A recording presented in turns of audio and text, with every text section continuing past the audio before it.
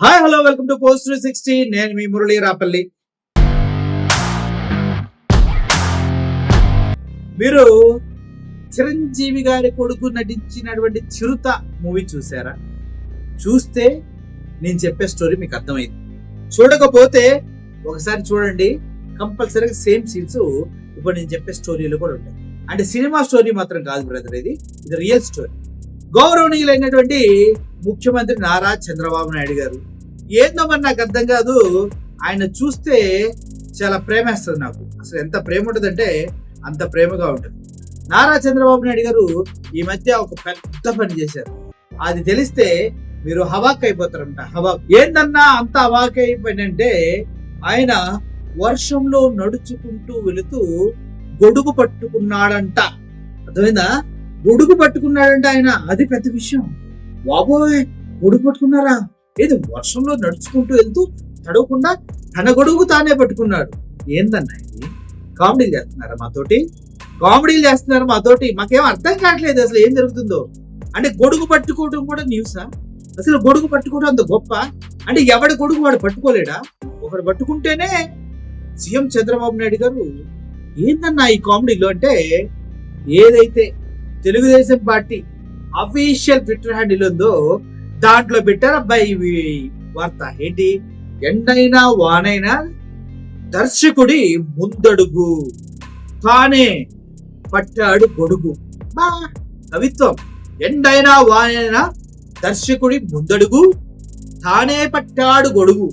ఉండవల్లి నివాసంలో టీడీపీ సమావేశానికి వర్షంలో గొడుగు పట్టుకుని వెళ్తున్న సీఎం చంద్రబాబు నాయుడు గారు.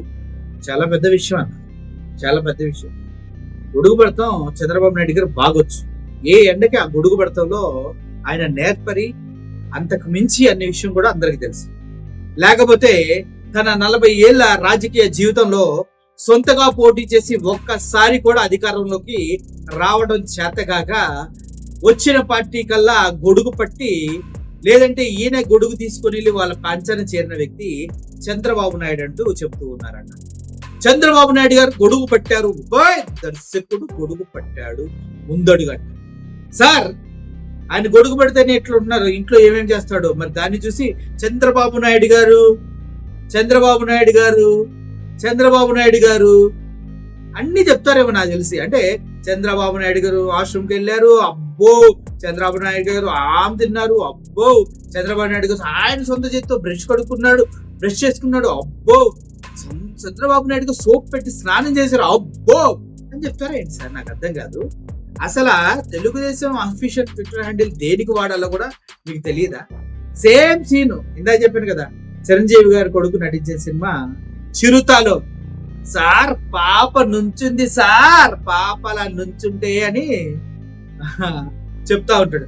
సార్ పాప సార్ అలా నడుచుకుంటా వస్తుంటే సార్ అని చెప్తా ఉంటాడు సుబ్రహ్మణ్యం గారు. అలా ఉంది ఇక్కడ వ్యవహారం.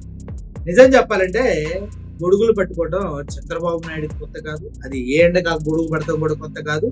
అలా అని వర్షంలో తడుచుకుంటూ వెళ్తూ ఉండక కూడా ఆయనకు ఒక గొడుగు పట్టాలని మీ ఆలోచన చూడండి. మన ఎప్పుడో నన్ను అరెస్ట్ చేసి చంద్రబాబు నాయుడు జైల్లో ఉన్నప్పుడు పాపం సాంబడికి బాగా టీవీ సాంబడికి బాగా బాధ వచ్చి, అటువంటి వ్యక్తికి దోమలు కుడతాయండి అన్నాడు. అంటే దోమలకి చంద్రబాబు నాయుడు గారు సీఎం అని తెలియదు కదా సార్ అని చెప్పాలనుకున్నాను. ఇప్పుడు ఇది కూడా అంతే ఉంది.